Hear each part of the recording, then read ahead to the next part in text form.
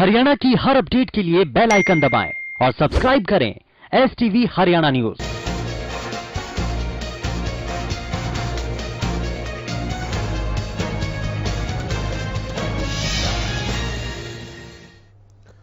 नमस्कार, स्वागत है आपका। मैं हूं गौरव कुमार पांडे। आप देख रहे हैं आपका जिला आपकी खबर। प्रदेश के गृह मंत्री अनिल विज ने एक बार फिर से कांग्रेस पर हमला बोला है। विज ने ट्वीट करके राहुल और प्रियंका गांधी पर निशाना साधा। विज ने अपने ट्वीट में लिखा कि मजदूरों के पलायन पर बहुत चर्चा हो चुकी है, लेकिन असली प्रश्न यह है कि 72 साल की आजादी के बाद भी मजदूर ही क्यों हैं? उनके पास खाने के लिए रोटी क्यों नहीं, पैर में डालने के लिए चप्पल क्यों नहीं? इस 72 सालों में 50 साल तो कांग्रेस का ही राज रहा। विज ने अपने दूसरे ट्वीट में लिखा कि फिर राहुल गांधी, प्रियंका गांधी मजदूरों पर झूठी सहानुभूति दिखाकर ड्रामा क्यों कर रहे हैं? मजदूरों के पलायन को लेकर बहुत चर्चा हो रही है, बहुत राजनीति हो रही है, पर चर्चा तो इस बात पर होनी चाहिए कि 72 साल की आजादी के बाद भी मजदूर ही क्यों है? मजदूर के पास खाने के लिए रोटी क्यों नहीं है? मजदूर के पास पैरों में डालने के लिए चप्पल क्यों नहीं है? 72 साल में से 50 साल तक कांग्रेस का राज रहा है। फिर ये राहुल गांधी, प्रियंका वाड्रा मजदूरों पर इतनी झूठी हमदर्दी क्यों दिखा रहे हैं? और क्यों ये इसके नाम पर राजनीति कर रहे हैं? असली मुद्दा ये है।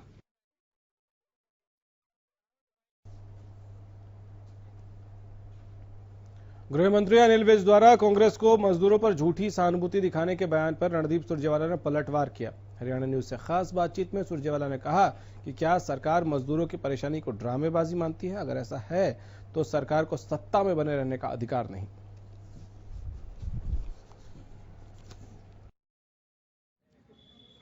अनिल विज का ट्वीट आया है कि कांग्रेस के जो राहुल गांधी हैं, प्रियंका गांधी हैं, लगातार वो मजदूरों का मजाक उड़ा रहे हैं। उनसे मिलकर 50 साल कांग्रेस का राज रहा, ऐसे में उनको ये बातें शोभा नहीं देती। अनिल विज ने ट्वीट किया है। आप उन्हें उनका ज़्यादा संज्ञान मत लीजिए। मुझे ये बताइए, मजदूर के पाँव में फफोले हैं, सैकड़ों हजारों किलोमीटर पैदल नंगे पाँव वो चल रहा है, रोजी रोटी नहीं है, खाने के लिए भोजन नहीं है, दवाई नहीं है, बच्चा कंधे पर उठाया है, सामान पीठ पर उठाया है, और सरकार इसे मजाक मानती है, सरकार इसे ड्रामेबाजी मानती है। क्या आप लोगों की जिंदगी लील लेने को, लोगों के पांव के छालों को अब आपको ड्रामेबाजी अगर नजर आती है, तो ऐसे लोगों को फिर सत्ता में बने रहने का केंद्रीय सरकार को अधिकार ही नहीं बचा। देखिए, ये कांग्रेस के राष्ट्रीय प्रवक्ता रणदीप सुरजेवाला जो कह रहे हैं कि जो लोग राहुल गांधी की इस तरह की सहानुभूति को राहुल मजाक उड़ा रहे हैं, उन्हें सत्ता में रहने का कोई अधिकार नहीं है। गुलाचिका से हरियाणा न्यूज के लिए हर्ष गर्ग। पत्रकारों से बातचीत में प्रदेश के कृषि मंत्री जेपी दलाल ने कहा कि कोरोना महामारी के मामले में पीएम मोदी की नीतियों की बदौलत ही समिति सीमित साधन होते हुए भी भारत विश्व के दूसरे देशों से बेहतर स्थिति में है। सरकार ने विशेष राहत पैकेज के जरिए किसान, मजदूर और आमजन का पूरा ख्याल रखा है। कृषि मंत्री ने बताया कि जहां पहले सरसों के खरीद के 400 केंद्र थे, अब की बार इनको बढ़ाकर 1850 किया गया, जिससे प्रदेश में 8.25 लाख मीट्रिक टन सरसों की खरीद हुई है और 73 लाख मीट्रिक टन गेहूं की खरीद हुई है, जो अपने आप में रिकॉर्ड है। हमारे देश का अगर बचाव रहा है कोरोना से लड़ी में, तो सबसे बड़ा योगदान हमारे प्रधानमंत्री जी का है। उन्होंने सही समय पर कठिन से कठिन फैसला लेने में कोई ढुलमुल नीति नहीं अपनाई, अच्छे फैसले लिए हैं। और देश का नागरिक आज भी मानता है कि प्रधानमंत्री जी की वजह से हम दुनिया के सामने अलग देश के रूप में खड़े हैं, जहां कोरोना को कंट्रोल कर रखा है। इस संकट में 2047 हमारे सैंपल लिए, 120 पेंडिंग है, 1919 का रिजल्ट आ गया। 474 आदमी विदेशों से आए, 51 तबलीगी जमात के आए, कोटा से 47 विद्यार्थी लेके आए, और भाई ये पॉजिटिव के कंटेनमेंट जोन बनाए। 743 होम क्वारंटाइन के बाद भी रखे। कोरोना महामारी के चलते स्कूली छात्र छात्राओं के लिए विकल्प बनी ऑनलाइन पढ़ाई से अब छात्रों के साथ अभिभावकों की भी परेशानी नजर आ रही है। अभिभावकों का कहना है कि स्कूल केवल फीस लेने के लिए ऑनलाइन पढ़ाई करवा रहे हैं। छात्र भी ऑनलाइन पढ़ाई से पूरी तरह से संतुष्ट नजर नहीं आ रहे। प्रदेश के शिक्षा मंत्री कंवरपाल गुर्जर ने इस पर कहा कि किसी भी नई चीज को शुरू करने में थोड़ा समय जरूर लगता है। ऐसी परिस्थितियों में हम बच्चों को स्कूल नहीं बुला सकते। ऐसे में हमें इसका कोई विकल्प तो देना ही पड़ेगा। कोरोना के खत्म होने के बाद ऑनलाइन शिक्षा को भी खत्म किया जाएगा।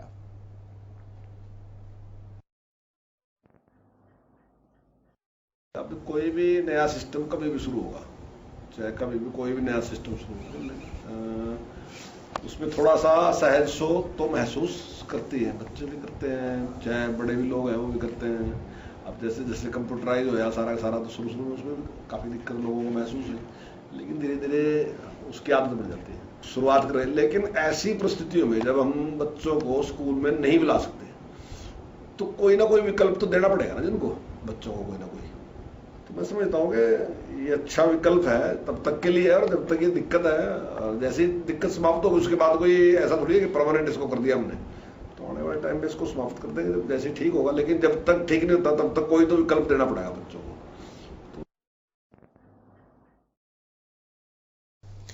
हरियाणा सरकार द्वारा 50% जमीन पर लगाई गई धान बुआई की रोक को लेकर किसान सरकार के खिलाफ लामबंद हो गए हैं। इसी को लेकर सोमवार को हजारों की संख्या में किसान ट्रैक्टर लेकर लघु सचिवालय पहुंचे और लघु सचिवालय के बाहर जीटी रोड पर जाम लगा दिया। किसानों का कहना था कि धान की बुआई न करने का फैसला सरकार किसानों पर थोप रही है, इस फैसले को नहीं मानते। इस दौरान किसानों ने एडीसी को मुख्यमंत्री के नाम ज्ञापन सौंपा। पूरे मामले को लेकर किसान नेता मनदीप नाथमान ने बताया कि पानी बचाने के नाम पर सरकार ने जो 50% जमीन पर धान बुआई पर रोक लगाई है वो सरासर गलत है। किसानों द्वारा धान की बुआई की जाएगी और इसके लिए किसान किसी भी टकराव के लिए तैयार है। प्रशासन से टकराएगा चाहे कुछ मर्जी कर लेना, क्योंकि हमारी जरूरी है।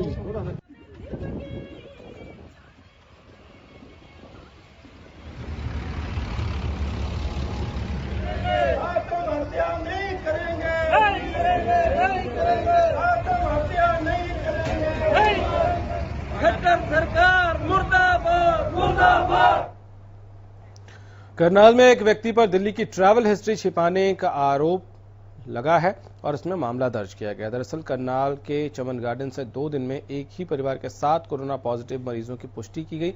बता दें कि परिवार के 3 सदस्य किसी काम से दिल्ली गए थे और 15 मई को वापस करनाल आए, लेकिन वापस आने के बाद उन्होंने कोरोना टेस्ट नहीं कराया। वहीं इस दौरान एक व्यक्ति ने दुकान पर काम करना शुरू कर दिया, लेकिन पड़ोसियों के दबाव के बाद जब उन्होंने कोरोना टेस्ट कराया तो परिवार के 7 लोगों की रिपोर्ट पॉजिटिव आई। फिलहाल चमन गार्डन को कंटेनमेंट जोन बना दिया गया है और पटेल मार्केट को 2 दिन के लिए बंद किया गया, जहां सैनिटाइजेशन का काम चल रहा है।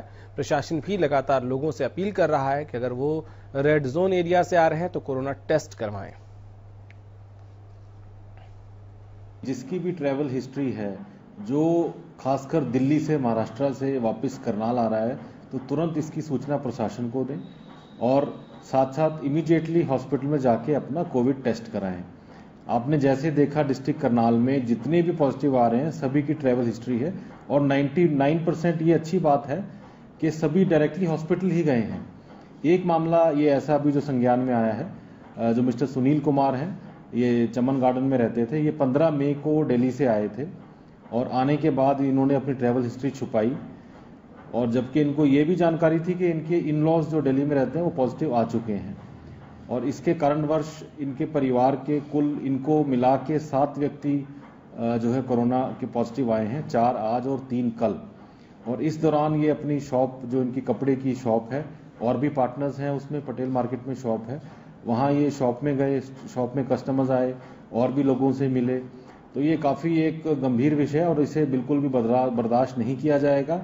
और आज इस संबंध में थाना सिटी में इनके विरुद्ध एक आपराधिक मामला भी दर्ज किया गया है, धारा 188, 269, 270 आईपीसी और साथ साथ सेक्शन 51 डिजास्टर मैनेजमेंट एक्ट, इसके तहत मुकदमा दर्ज किया है।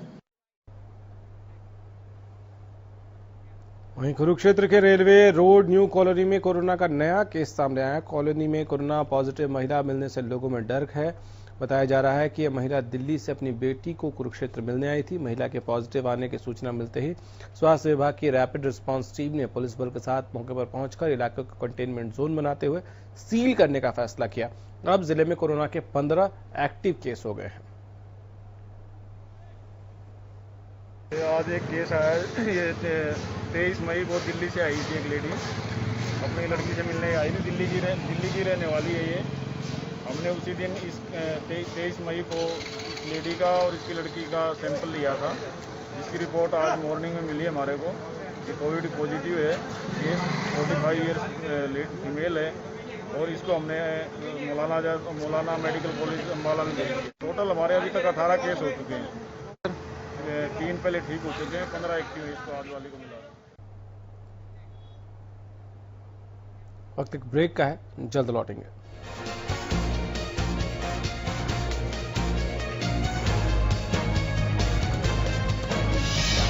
ब्रेक के बाद स्वागत है आपका।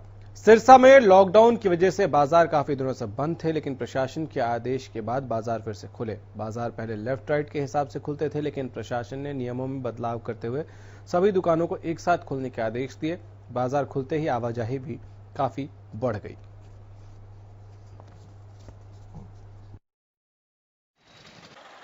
लॉकडाउन की लंबी अवधि के दौरान सिरसा में बाजार बंद रहे थे, दुकानें बंद रही थी।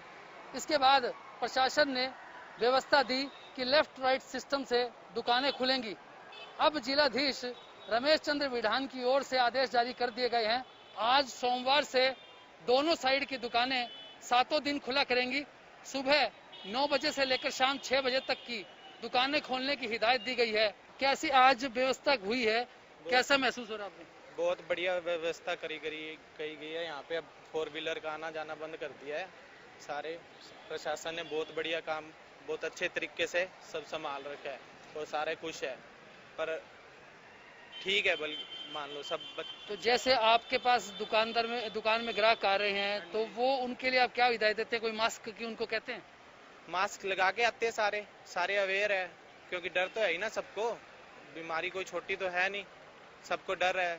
सारे अपने गैप में रहते हैं, अच्छे से आराम से खुद का जो सामान लेना है दूर से ही, मतलब अच्छे हैं। इनसे जानते हैं खरीदारी करने के लिए आज पहुंचे हैं, कैसा लग रहा है? हाँ सर, काफी बढ़िया लग रहे हैं। सरकार का एक अच्छा प्रयास हम मान के चल रहे हैं। अभी जो हमारा सिरसा का बाजार है वो पूरी तरह से खोल दिया गया है और हम बहुत भाग्यशाली हैं कि हमारे सिरसा में अभी एक भी पेशेंट मौजूदा कोरोना का संक्रमित नहीं है।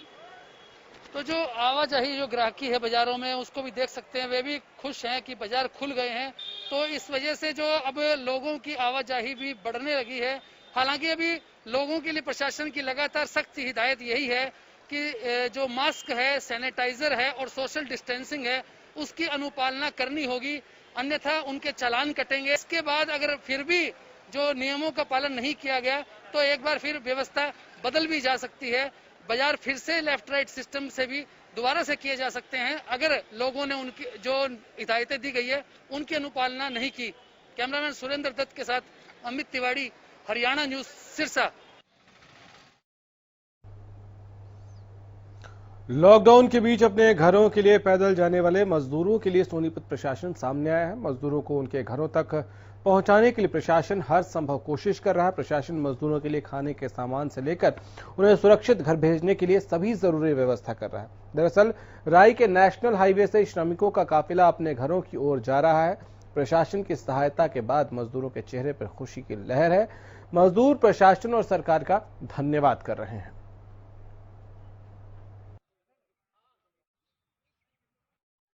ये जो प्रवासी मजदूर हैं ये झारखंड स्टेट में जाने वाले हैं। तो जिन्होंने भी अपना पंजीकरण ई दिशा पे करवाया था उन सभी को टेलीफोनिकली कांटेक्ट किया गया और जिन्होंने भी अपनी स्वीकृति दी है, जो भी यहाँ आए हैं, तो उम्मीद है कि 600 के आसपास लोग आज यहाँ से रवाना किए जाएंगे।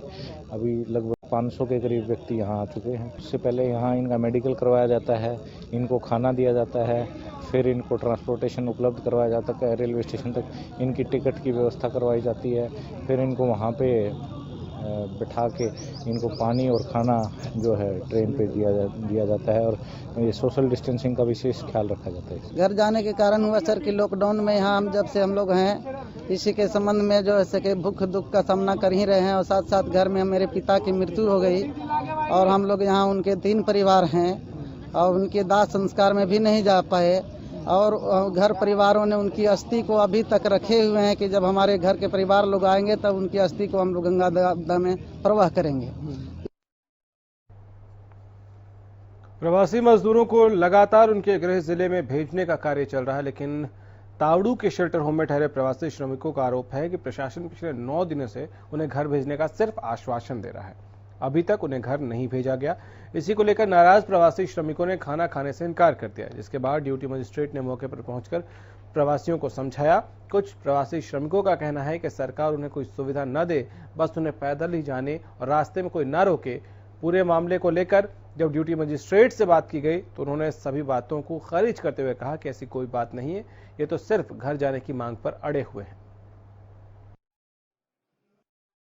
खाना खा लिया इन्होंने, खाने का कोई इश्यू नहीं था, ये घर जाने के ऊपर वो है कि हमें घर भेज दो 16 तारीख से ही है। तो आगे से जब उनका प्रपोजल बन के आएगा, ऊपर से जब आएगा उस टाइम भेज दिया जाएगा। जिस दिन भी इनकी ट्रेन बनेगी, शेड्यूल आएगा, शेड्यूल के हिसाब से सबको भेजा जा रहा है। हाँ, रजिस्ट्रेशन हो चुका है, वो तो शेड्यूल के हिसाब से जब रूट बनता है उसी हिसाब से सबको भेजा जा रहा है।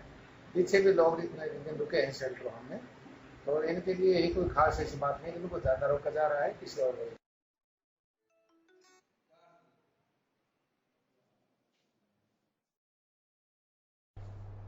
इस बुलेटिन में इतना ही। इजाजत दीजिए, नमस्कार।